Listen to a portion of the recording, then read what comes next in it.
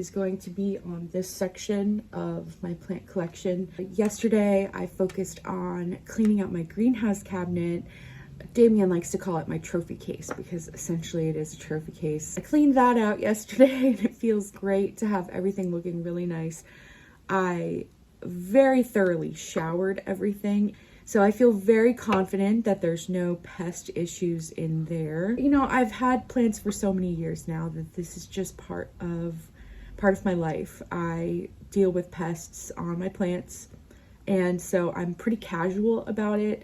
Although seeing spider mites potentially, it's not confirmed yet, but seeing spider mites on that variegated burl marks last night did kind of make my heart drop a bit. Just feeling like I want to sit here and enjoy the morning with my taro and my coffee.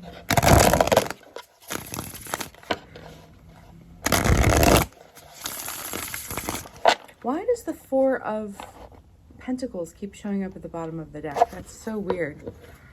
I've like cut the deck so many times. All right, I think we're here.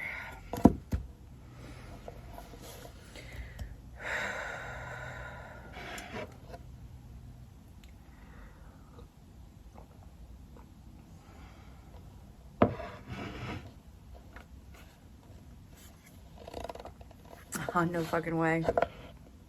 It always blows my mind a little bit when things like this happen. When a card presents itself to me multiple times throughout the week, especially in different decks. The last time we saw Queen of Swords was just a few days ago. We were using the Sugar Skull Tarot deck, and now we are using the Golden Art Nouveau Tarot once again. God, I just love this rendition of her. Like, look how incredible she is. She's badass. When you have reoccurring cards, it's just really asking you to focus on this aspect of things. It's pretty unreal that I would pull this card twice in 1 week, but this is not uncommon for me. Sometimes things like this just happen. I mean, this is a completely different deck than the one I used last time. And here we are with the same message. Thank you, my queen, for showing up once again. I've decided I'm going to start off by cleaning my humidifier. Definitely don't forget to clean your humidifiers. That's a huge thing. Anyway, so I've just cleaned mine. I've just put a little bleach in the capsule and in the base, and just letting that sit with some water, and then I'll go in and I'll like scrub it down and deep clean it. But now the focus is the plants. I gotta check each one of these leaves for spider mites. So here we go. The crazy thing is I have all of these plants are not new to the collection. This is the newest one, my Micans. Yeah, I think I'm gonna repot this one today. It's still in its original soil from the nursery. I don't know, it's been a couple months now that I've had this, so it's probably time to repot. It could probably use an upsizing pot too.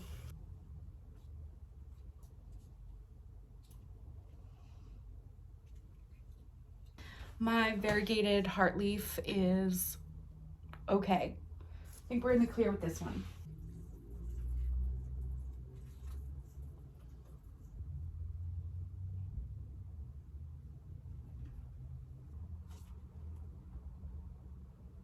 I guess we're all right on this one too.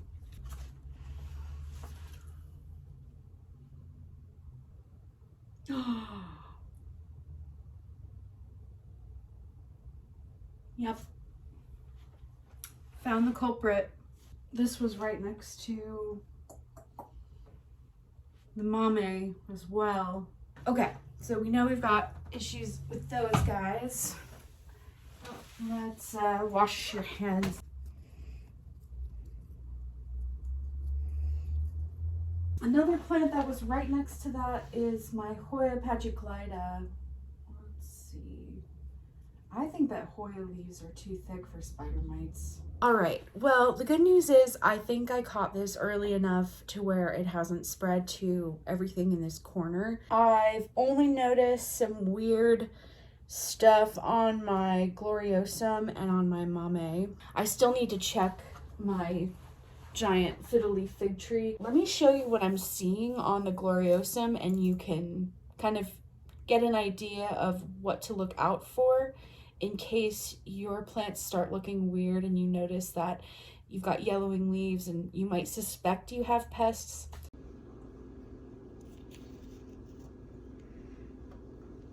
Right there. The trick is to do this and not get the soil wet, because I just gave it a really good water last night when I did this whole thing last night. So I'm just gonna do it again. I'm just gonna try really, really hard not to get the soil all that wet because I don't want to overwater it. So I'm just gonna really, really get in there today. Isn't that leaf just the most stunning thing you've ever seen? Spider mites, you cannot have this leaf, okay? This one is mine. And now essentially I'm just going to repeat that same process for every plant that was on this shelf as a preventative measure. It's just worth it to me to go through and really treat each one with care. And although it might take me a little while to complete this process, in the end, it's worth it, because if there is any chance that anything has spread to any of them and I haven't noticed, this will catch it early enough that it'll just wipe out the problem.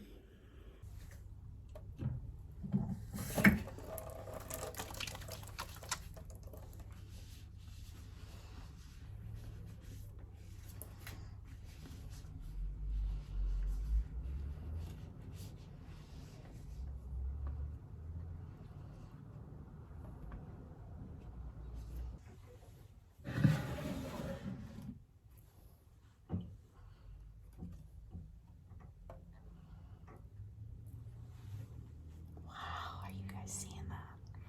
Unreal. This plant right here needs a giant repot. Gosh, I just don't know if I really want to focus on that right now. I think I'm just going to clean it off and then wait to repot it another day. This plant right here is my Philodendron Golden Goddess. I bought this from Gabriella Plants years and years ago. It was probably one of the first plants I purchased from that site. I think I purchased this plant at the same time I purchased the reverted Pink Princess, the Burgundy Queen. I've propagated this plant so many times and it just keeps growing like bananas. 3 hours later. Here I am. The plants have been officially washed, sudsed, rinsed, and thoroughly showered. So we've got the Varicosum down here. We've got the Gigas. We've got my Thai Sunrise. We've got my variegated Heartleaf. Got my Hoya variegated Kentiana. The Pink Princess Rehab. The Hoya Pachysclida. The Hoya Australis Lisa. My Hoya Sarawak Cream, and my Anthurium Silver Blush.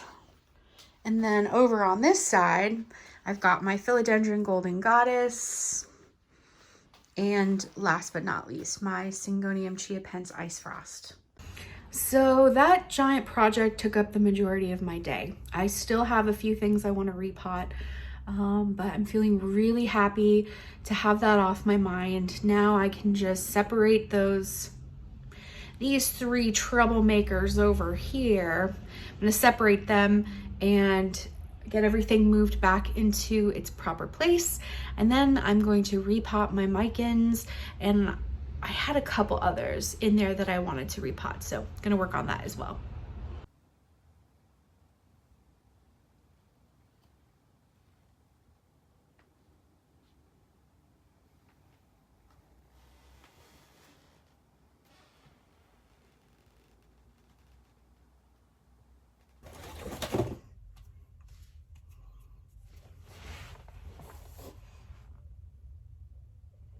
Hey everybody, Green Goddess here.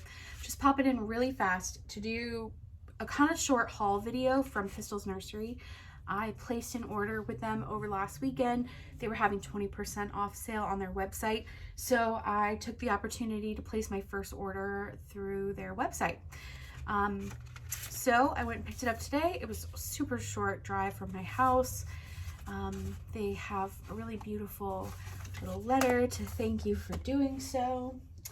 And I will just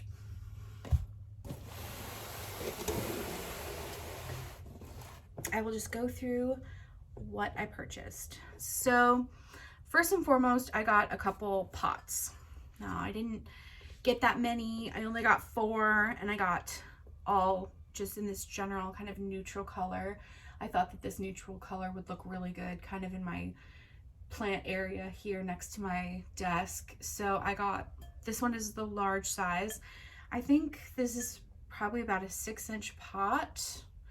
It's labeled as large on their site. I wouldn't necessarily call this large, but it is definitely a pretty pot. And I think I'm gonna put my micans in this, although it could probably handle a little bit bigger of a pot because it's currently in a 6-inch pot, but we'll see. Anyway, I really like this. It's really beautiful. It's got this kind of texture here on it. It's a Brunning pot in case you care about things like that. So I got the large, the medium, which is a 4-inch, probably a 4-inch. I got the small, which 3-inch maybe, and then I got the tiny 2-inch, 3-inch, 4-inch, 6-inch. So got them all to match. I think they're really pretty. Usually I don't go for like matchy pottery, as you can kind of tell. I just kind of mix and match as I see fit. But I got this beautiful basket, like planter thing from Solabee a couple months ago with a gift card, and I just love it. It's kind of in this like black and neutral range, so I kind of felt inspired to keep up that neutral thing here. Next thing that I purchased is fantastic foliage 3-in-1 wipes. I've never tried these before. They are water, castile soap, fertilizer, neem, and other essential oils. You can find them at Fantastic Foliage Products on Instagram. So the directions say to use wipe on all parts of your plant weekly to remove dust, dirt, hard water spots, pests, and leave your foliage looking fantastic. Oh, that sounds amazing. Stoked about these. So there's 15 in here. That might last me, I guess it's essentially supposed to last you 15 weeks. If you have as many plants as I do, maybe it won't last you that long. Next thing on the purchase list was this mycorrhizae. This is from Bigfoot. If you haven't heard of mycorrhizae before, it's a really important beneficial fungus for your plants. The fungi forms a symbiotic relationship with the plant roots, creating a microbial web. And the microbial web accesses and absorbs water and vital nutrients. So you can use this in hydroponic situations. I'm going to be using it as a tea/brew, adding a teaspoon of the concentrate per liquid gallon of water. So I'm going to be doing that. It says that you can apply this every 2 to 3 weeks, and it looks really great. For more information about this product, you can go to bigfootmyco.com. Okay, so I got a white, possibly laser cutted trellis. It's really nothing all that special, but it is just perfect for creating that beautiful trellis effect in a circle. So I'm very excited about that. I got a giant 3-foot moss pole made by the beautiful people at Pistils Nursery. This one is just gorgeous. They actually have tons of classes on like how to do this stuff, how to make moss poles, how to mount your plants, like all this really cool stuff. This might be a class that I'd be interested in taking just because I've watched some YouTube videos on how to create moss poles, but I have never made one before. The last thing on my list that I purchased is 2 dried up crispy remnants of plants. Now, why would you spend your money on such things? This is called a resurrection plant. It's known for its ability to come back to life even after completely dehydrating. So I saw, I think it was on Sacred Elements Instagram, they posted the most beautiful video of like a time lapse of these guys unfurling. So the directions here say to place in a dish of room temperature water, ensuring that the roots are fully submerged. Okay, and then you place it in a bright spot and watch the plant unfurl and turn green over the next 12 to 24 hours. It says it's normal for some of the parts to stay brown. It says change the water daily to avoid mold and remove from water after 5 to 7 days to allow the plant to fully dehydrate and store in a cool place. And then you need to wait at least 2 weeks, and then you can repeat this process. So I have no idea. I'm so curious. A little closer look at a resurrection plant. I can just imagine it unfurling right down that center line there. We've got the root system in the back here. It's really so curious. So there's a tiny bit of green left there in the center on that one. I can't wait to see that happen. That's really cool. Anyway, that's just my really short haul for Pistils Nursery. I just wanted to quickly show you so that I could put some stuff in the pottery that I got. Check out Pistils Nursery on their website, and if you're local to the Portland area, make sure you hit up their stores. 2 locations in Portland.